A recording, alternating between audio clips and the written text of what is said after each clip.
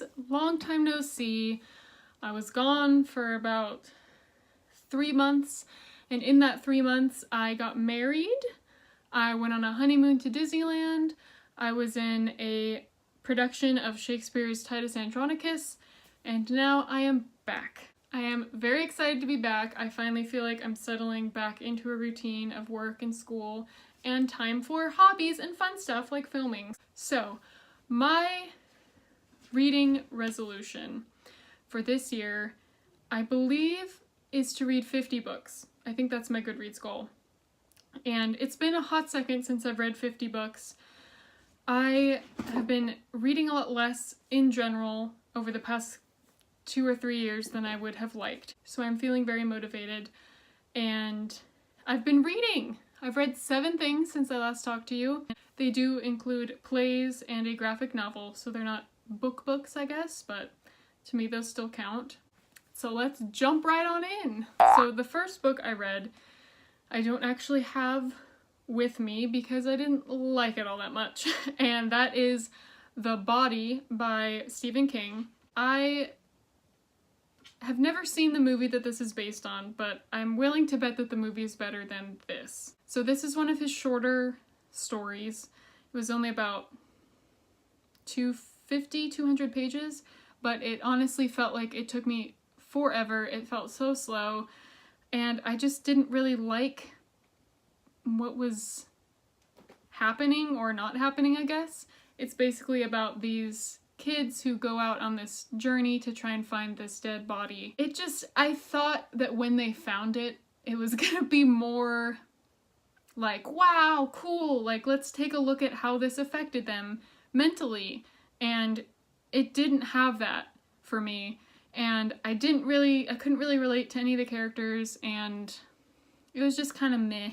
So I gave it, according to Goodreads, I gave it 3 out of 5. I really should change that though to 2 out of 5 because I'm never gonna read that again. The second book I read was Wild by Cheryl Strayed, and I talked about this book in, I think my last video actually, my autumn book haul video. Haven't watched the movie yet. I want to start a series on my channel where if I read a book and I feel like I have stuff to say about it and it happens to have a movie adaptation, I want to watch the movie and then make a video kind of talking about the two and what I thought about them. So Wild is going to be one of those. I am dying to see the movie. But for the book, I gave it 4 out of 5 stars. It was kind of slow to begin with, but I really liked it by the end. I thought it was honest. I know some of the critiques about it are people who feel like, oh, she's stupid. You know, how could she go out, hike the Pacific Crest Trail, not know anything about hiking, not, know to pack a light bag, not know to break in her shoes ahead of time, all this kind of stuff. And to me, as someone who, I love the outdoors, but I'm not a hiker per se, I've never gone backpacking or anything. To me, this was very honest and relatable because it was kind of a spur-of-the-moment decision she had to go out and do this thing, and, it's very realistic. No one is ever fully prepared for anything. At least I feel that way. I also thought it was very cool that it was a woman writing about her experiences, and there's a lot of things that happen in this with people commenting on the fact that she's a solo female hiker, and when she writes her name in the logbook at the beginning of the trail, she's one of the only female solo hikers. And so there's another layer on top of everything, just in terms of safety. So there's a lot of kind of situations that I feel like it's unique to hear about because we don't get this kind of thing often from a female point of view. She wrote her honest story, the author, of her experience hiking, and I really enjoyed it. I gave it 4 out of 5 stars. It wasn't a 5 out of 5 for me just because I did get bored sometimes there were flashbacks to before she hiked the trail. Like, she'd be on the trail hiking and then she'd go into her tent and then we'd have a flashback of some event in her past. That didn't interest me as much. I was kind of there for the wilderness survival stuff, and there was also a scene with a horse that was very upsetting. I cry all the time with animal stuff in books and movies, and it was just very sad, and I didn't want to read it, but I had to read it, and so that's kind of what dropped it down. But I do recommend this. I honestly found it to be very empowering. The third book I read was Fairest, which is the novella between the third and the fourth Lunar Chronicles books. And I gave it a 4 out of 5. I found Lavanna interesting. I've always found Lavanna interesting. It didn't have enough substance for me. I feel like we didn't get a clear enough picture of her, and I think it's because, you know, it is such a short book, but it kind of just fast forwarded through some parts that I was kind of interested in hearing about, and then it spent longer on some parts that I wasn't as interested in hearing about. And I feel like I would rather have had a full-length novel with her point of view more often, or had her point of view in the previous books as one of the rotating perspectives, instead of having this whole dedicated book, because then we'd get to know her better from the beginning of the series instead of needing this middle book.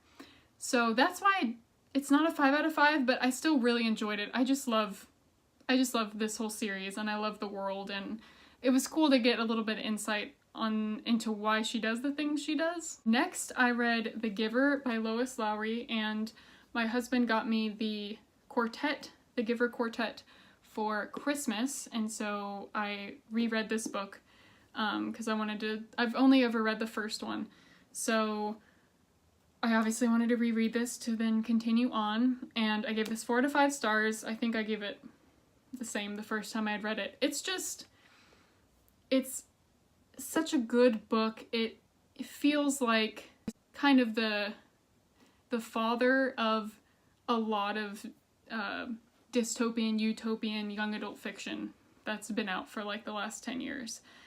This is kind of like an origin story, it feels like, for that. And it's so simple, but the character of Jonas, he's so innocent and questioning, and I don't know. It's hard to talk about this without giving the plot away, but I feel like if you hadn't read it by now, it's like, are you ever going to read it? But at the same time, I feel like everyone needs to read it, so I don't want to say too much, but I gave it 4 out of 5 stars, and it's a good time. Okay, so those were the 4 books I read in December, and this is starting my January wrap-up, I guess. The first book I finished in January was Winter. I finally finished the Lunar Chronicles. It has been a long journey. I'm sure you guys remember me talking about how I couldn't finish Crest for like 3 years in a previous video, so I did it. I feel so accomplished. I wish I could have finished this in 2018, but it's okay. I really liked it. It was just nice to see this whole series wrap up. I liked the way that everyone's stories ended, and it was just very satisfying.